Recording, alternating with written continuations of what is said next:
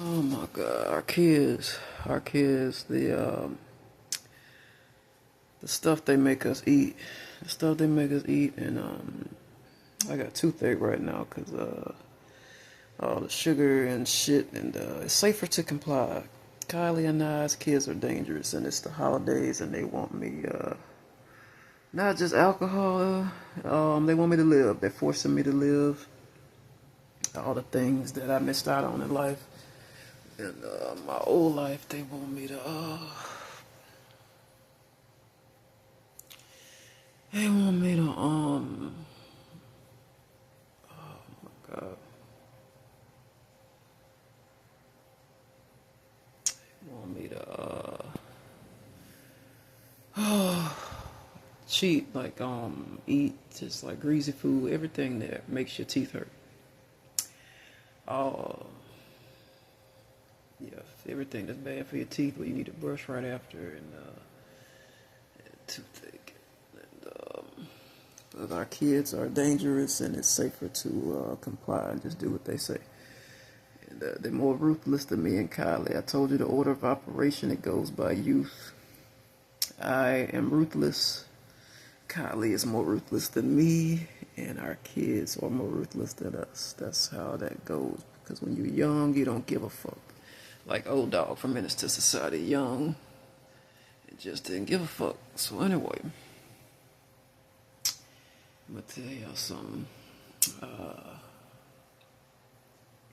Me and Kylie are the Conrads. And if you've seen, that describes our marriage. If you've seen that Netflix TV show, You, the Conrads, when they was locked in that chamber and they turned on each other when stress happens and when our lives are endangered, which happens a lot in our marriage. That scene where they were locked in that chamber together, we get like that. We get snippy with each other when it's life and death, and we get selfish. And, so yeah, it was a funny scene to me, and that was what I wanted to talk to you about. Was that, and I'm running crazy right now. I'm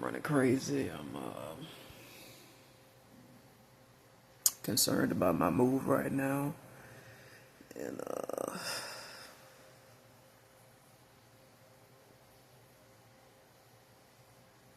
I'm like really stressed out. Like I'm really fucking stressed.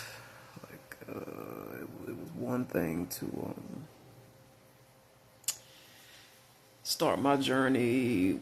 When I came to Illinois, I was leaving with through states that was familiar to me, like Alabama and Mississippi was familiar to me, and to get my start, even though Tennessee and the other states were brand new to me. It was nice to get a start in a somewhere familiar. So I'm nervous because I ain't never been through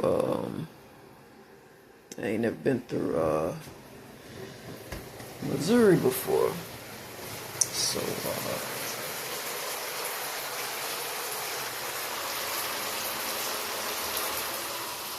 washing my clothes in the shower.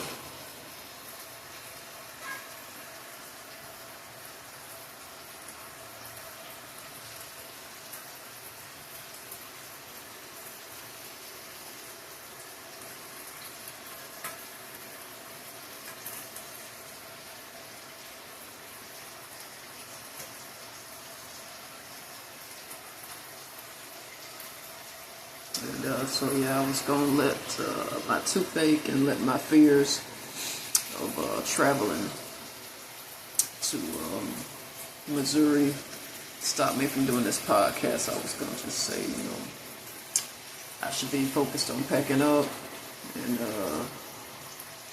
not worried about God and the scripture. I should be worried about getting my things together, seeing what I can shave off, seeing what's gonna be left behind. And God just touched me and told me to keep the podcast going. I know you're scared because you don't know your way around where you're about to head to, and you don't know if you're gonna have electricity.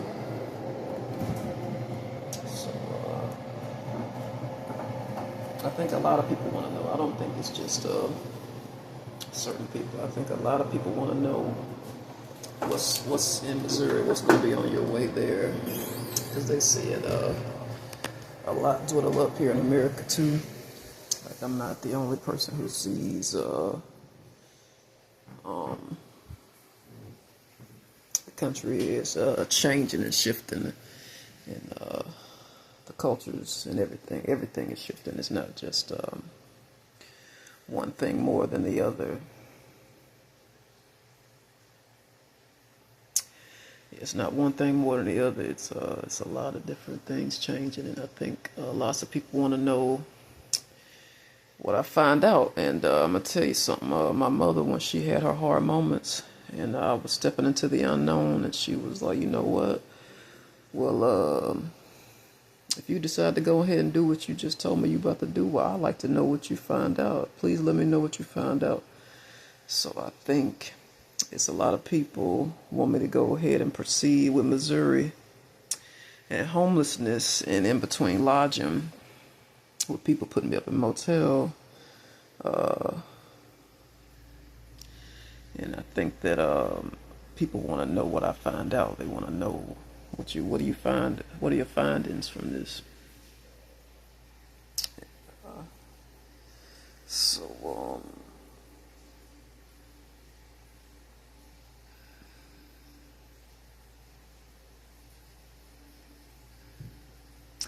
I'm going to try to read from the book of Numbers. If God will give me strength, I'm going to read from the book of Numbers to y'all. Reach a little bedtime, start a little early. We're not going to go to bed, I hope. And try to get Kylie another picture of me. So she put my reading glasses on.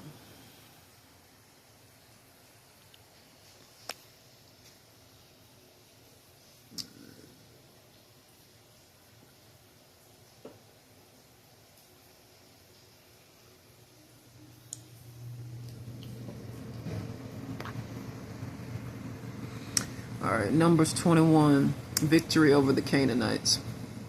The Canaanite king of Arad, who lived in Negev, heard that the Israelites were approaching on the road through Atharim. So he attacked the Israelites and took some of them as prisoners. Then the people of Israel made this vow to the Lord: if you will hand these people over to us, we will completely destroy all their towns. The Lord heard the Israelites' request and gave them victory over the Canaanites.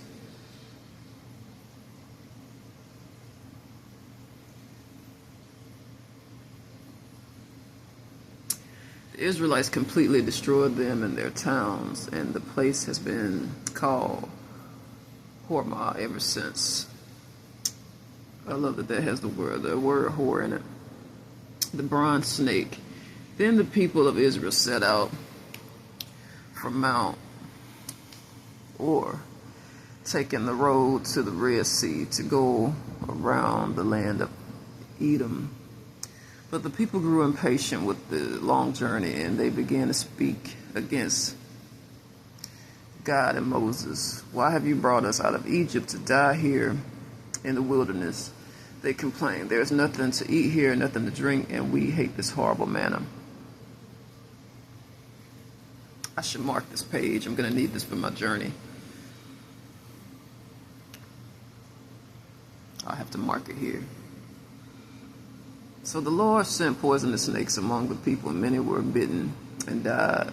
Then the people came to Moses and cried out, we have sinned by speaking against the Lord and against you. Pray that the Lord will take away the snakes. So Moses prayed for the people. Then the Lord told him, make a replica of a poisonous snake and attach it to a pole, and all who are bitten will live if they simply look at it. I never understood the purpose to the snake and the rod till now. So Moses made a snake out of bronze and attached it to a pole. That anyone who was bitten by a snake could look at the bronze snake and be healed. Now I know the importance of the book of Numbers. Israel's journey to Moab. The Israelites traveled next to Oboth and camped there. Then they went on to Ayabarim in the wilderness on the eastern border of Moab. This has given me some encouragement. So this has been done before, what I'm about to do, my travel. From there they traveled to the valley of Zerabrook and set up camp. Then they moved and camped on the far side of the Arnon River in the wilderness, adjacent to the territory of the Amorites. The Arnon is the boundary line between the Moabites and the Amorites. For this reason, the book of wars of the Lord speaks of the town of Wahib in the area of Supra, and the ravens of the Arnon River, and the ravens that extend as far as the settlement of Ar on the border of Moab. From there the Israelites traveled to Beer, which is the well where the Lord said, Moses, assemble the people and I will give them water. There the Israelites sang this song. Spring up, O well, yes, sing its praises, sing of this well, which princes dug, which great leaders hollowed out with their scepters and staffs.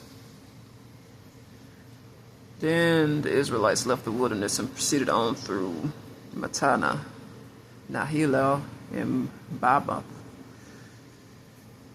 After that, they went to the valley in Moab, where Pisgah Peak overlooks the wasteland. Victory over Sion and Og. Excuse me.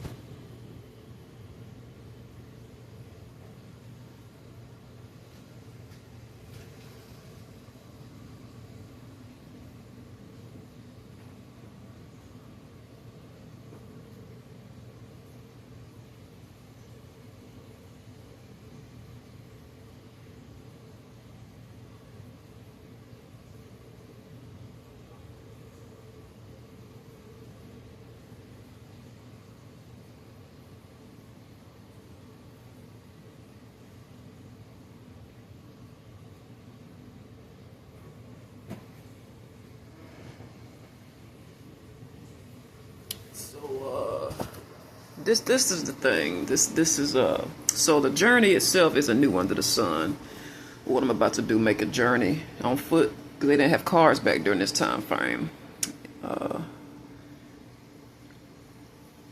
I forget which one it is, BC or AD. So, but the difference between their journey and mine is laws. You used to be, before that car was invented, you can encamp wherever you wanted. As far as I know, you could camp wherever you wanted, as long as you wasn't like trying to camp at the palace or at the king's or queen's territory. So that is what has changed. What is scary to me is there's so many. That's why people don't just build camps, and homeless people have tents, and they're told to move along. This is all propaganda, and to make money. Capitalism. What the white girl taught me that I forgot over the years that I learned in high school. She said, you learn this, you just forgot. Jacqueline.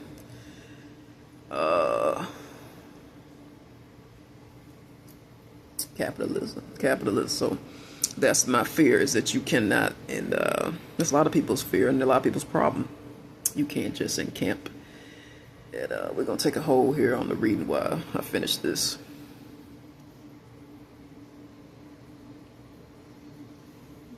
So that's a problem. I'm pretty sure they had adversity.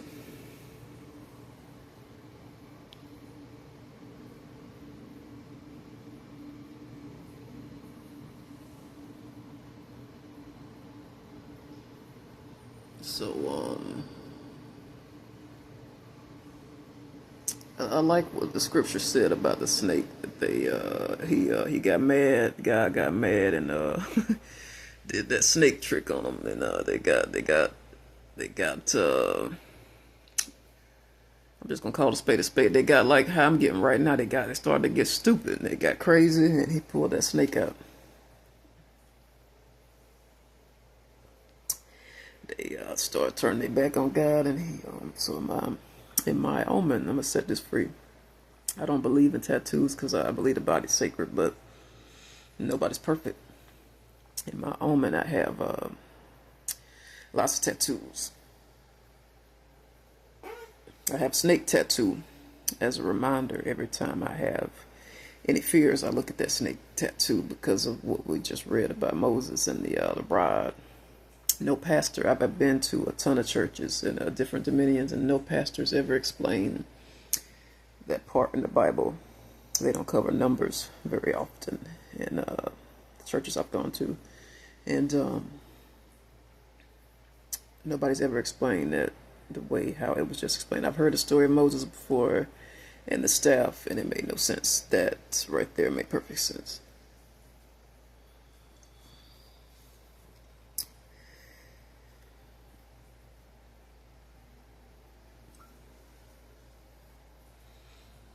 I made some rice. I'm gonna see if my tooth can take a little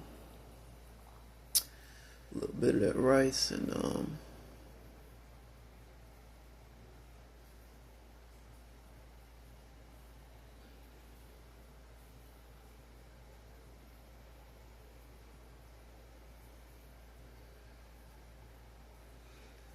yeah. So we're gonna do a little more talking.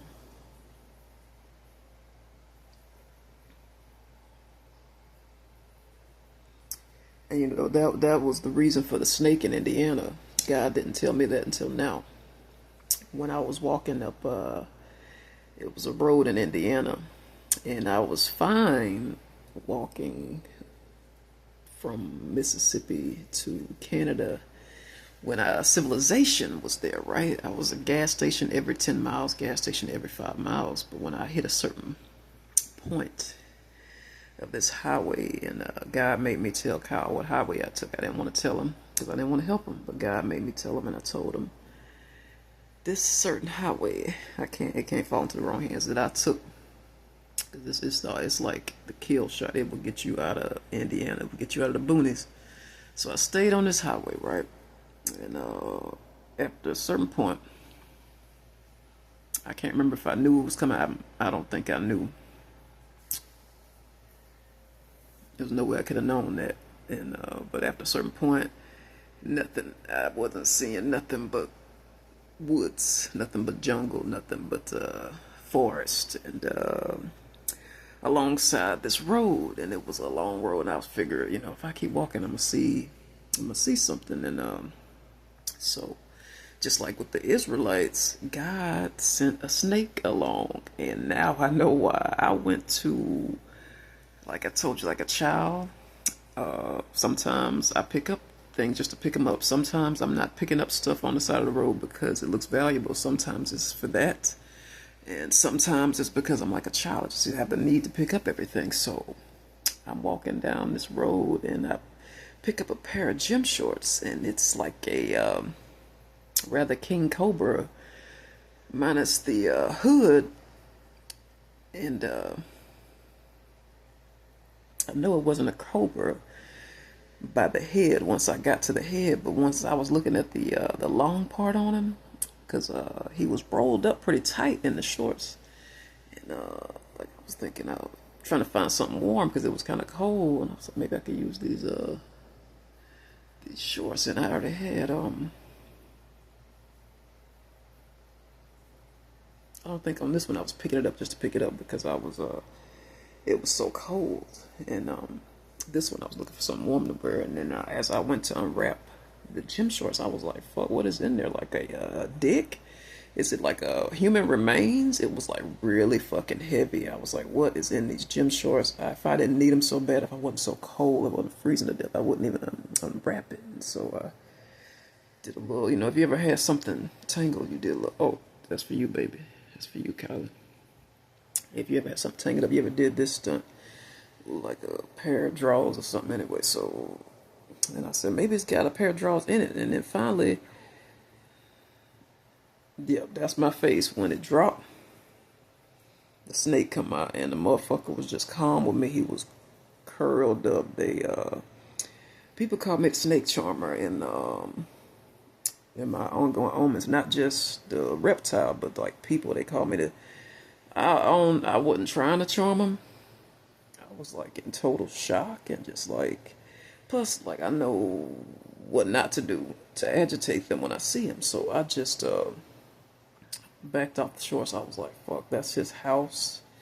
It's cold outside. I don't need the. He didn't hiss or nothing, but I still, to this moment, I still feel like somebody planted that in there. So I would stop, like a horror movie. People do things to get you to stop. Because right as I'm backing off the snake, this tall dude comes up. I'm not sure what race he was, but he's behind me smiling. And I'm like, I didn't think about it till I got free from these two. And I was like, maybe he planted that snake. So I run to him for help. And I have no way of knowing. And God has never really been clear on that topic with me. But yeah, that's the one that tried to steal my wagon. Said, yeah, me and my girl will take your wagon and then we'll come back and get you. And so it didn't occur to me. God didn't show it to me until now. But that snake was, because I was getting discouraged and getting pissed off and cussing out God. Why the fuck am I outside? Why didn't you bless me with a place to go where the heat and the warm is? I'm on foot. You took my car. You took my house. This just like them, just cussing up a storm. And he didn't leave me dead. For some reason, I'm still here. He's not done with me. And just like the story we just read, I'm taking a hold to some pastors. When you get a good one, they'll stop and explain things. So I'm letting you know what we just read, what I just read to you. As you follow along with me, that snake, he sent snakes in their journey. That is not the only snake I've seen along the way. God sent people snakes and reptile snakes. And I even had one woman say, have you seen a snake yet? And I hadn't until she said that. And I said, but I know it's coming because it's so wooded. And so, yeah, just like the parable and the true story of Moses, yeah, he sent that snake, and I didn't know that's why he sent it, because I was getting discouraged, and he sent that snake, and it sent a shock of not wanting to go back home. It sent me a shock wave of wanting to keep, I was like, in that moment, I'm like, I got to keep going forward, because it's something about this moment is just saying, don't work backwards, work forwards. So he sent that snake, and it's human nature to, go one way or the other. Some people might have said, fuck this, I'm going back home, but it sent a shock through me that said, I think we should go forward. Something just said forward. Maybe it was the snake telling me to go forward. Maybe it was the people who I did not trust that helped me and gave me a ride. Maybe they were snakes and they just took a liking to me like that snake. So I'm going to go on with the reading. We're gonna go on with this, all right? So, trying to keep it under 40-something minutes. The Israelites sent ambassadors to King Sihon of the Amorites with this message: let us travel through your land. We will be careful not to go through your fields and vineyards. We won't even drink water from your wells. We will stay on the King's Road until we have passed through your territory. So that's what they did. They pretty much what I tried to do. Tried to be careful where I walk.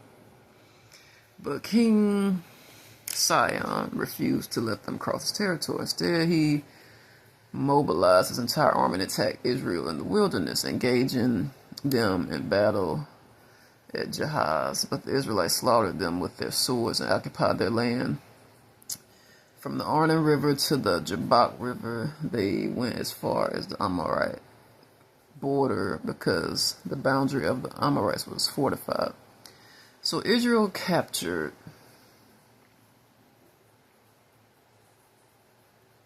all the towns of the Amorites and settled in them.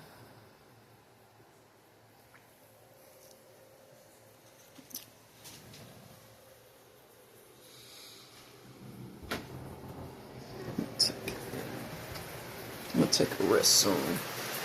Pretty soon I'm gonna take a little rest. The rest of my vocal cords and everything.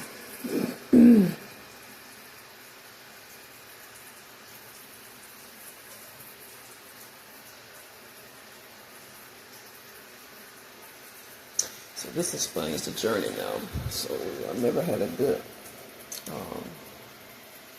teacher in the South that really explained the Bible well. So this is not unusual for a Christian to take a journey like that.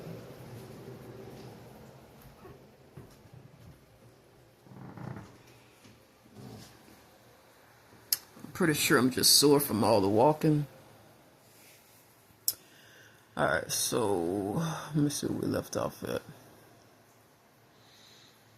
So Israel captured all the towns of the Amorites and settled in them, including the city of Heshbon and its surrounding villages. Heshbon had been the capital of King Sihon of the Amorites. He had defeated a former Moabite king and seized all his land as far as the Arnon River. Therefore, the ancient poets wrote this poem about him. Come to Heshbon and let it be rebuilt. Let the city of Sihon be restored. A fire flame forth from Heshbon, a blaze from the city of Sihon. It burned the city of Ar and Moab. It destroyed the rulers of the Arnon heights. What sorrow awaits you, O people of Moab?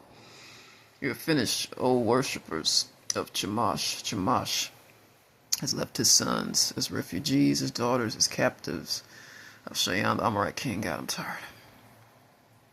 Oh God, that snake. We have utterly destroyed them from Heshbon to Daban. We have completely wiped them out as far away as Nepal and Medeba. So the people of Israel occupied the territory of the Amorites after Moses sent men to explore the Jazer area. They captured all the towns in the region and drove out of the Amorites who lived there. Then they turned and marched up the road to Bashan. But King Og of Bashan and all his people attacked them at Indra. The Lord said to Moses, do not be afraid of him, for I have handed him over to you, along with his people and his land.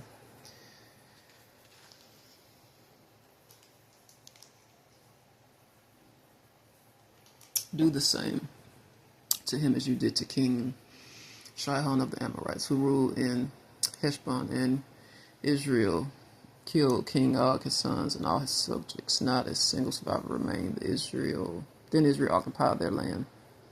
So let me tell you something I learned just now. Tell you something. That's why God chose the book of Numbers, leading the Israelites.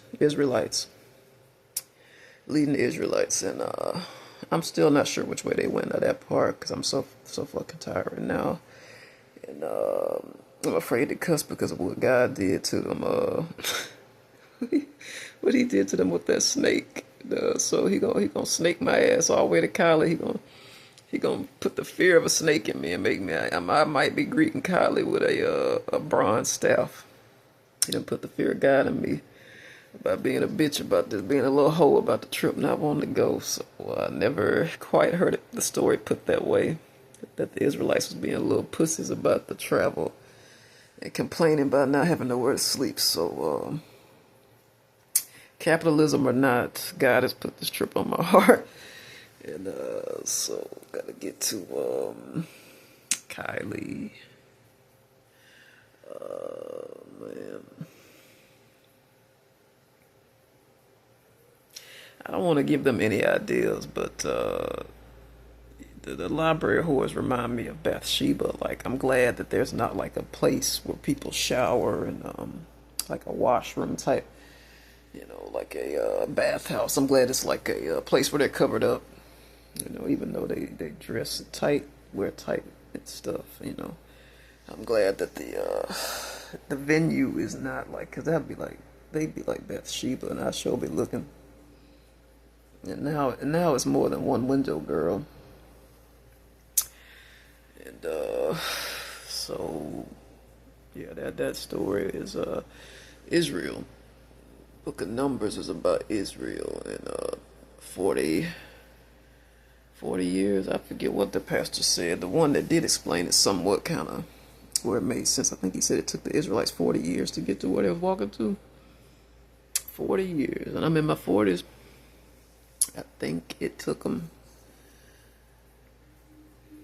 40 years. And I don't know how many years it's going to take me. It might take me the same amount to get to Cali. I'm thinking about something one of my helpers told me on the way up here. And I ain't going to reveal who he was, because I'm not going to let you know.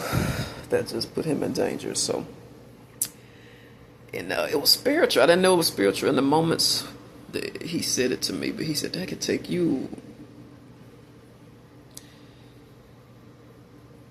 a couple months.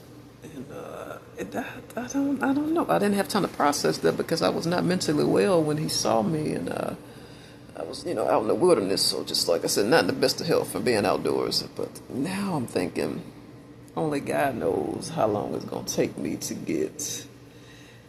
And that's how I was complaining about food. I was complaining about they was complaining about the manna. I was complaining about gas station food. That was me. The gas station food was my equivalent to manna. I think manna. Don't hold me to that. I don't know what the fuck manna is. It might be bread. It might be fish. I don't know. And we don't use words like that. And nowadays it's outdated. So look it up for yourself. Look it up for me too, because I don't feel like looking. And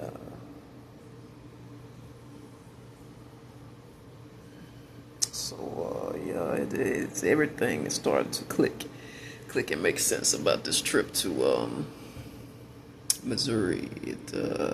40.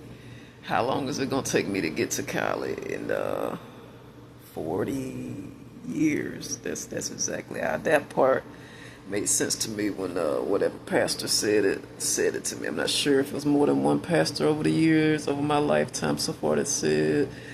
Guess what? It took the Israelites 40 years. He might have been talking to me the whole time and saw something I didn't, but I'm pretty sure I remember that correctly, accurately. It's 40 years. When I get to the library, I'm going to look that story up. I'm going to look it up and see. Baby, I pray it don't take me 40 years to get to you, Colin. I wouldn't otherwise done it. My leg hurt from the walking. It's forcing me to lay down. So now everything about my trip makes perfect sense. Numbers, 40 years. He turned that bronze, bro. That's bronze snake. That snake I saw in Indiana. That was a big fucking snake, man. He was like that. It's round with what you call it.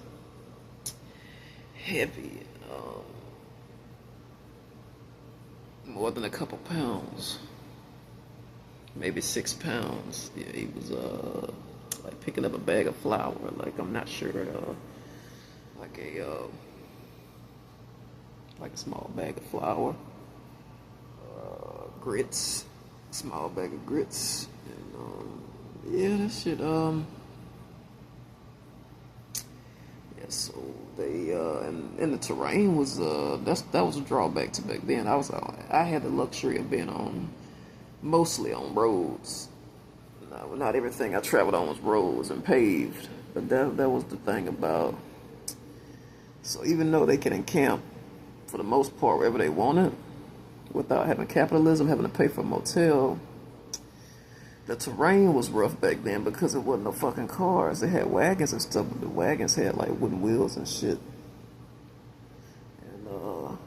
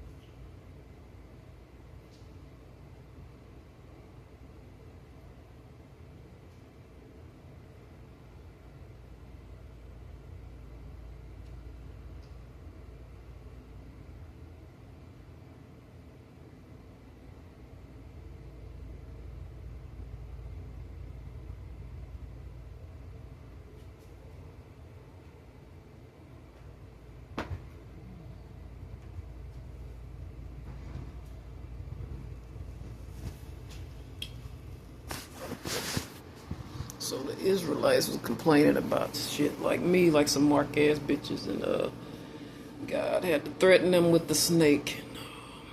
He sent the snake. And I don't really know a whole lot about that story, but I need to.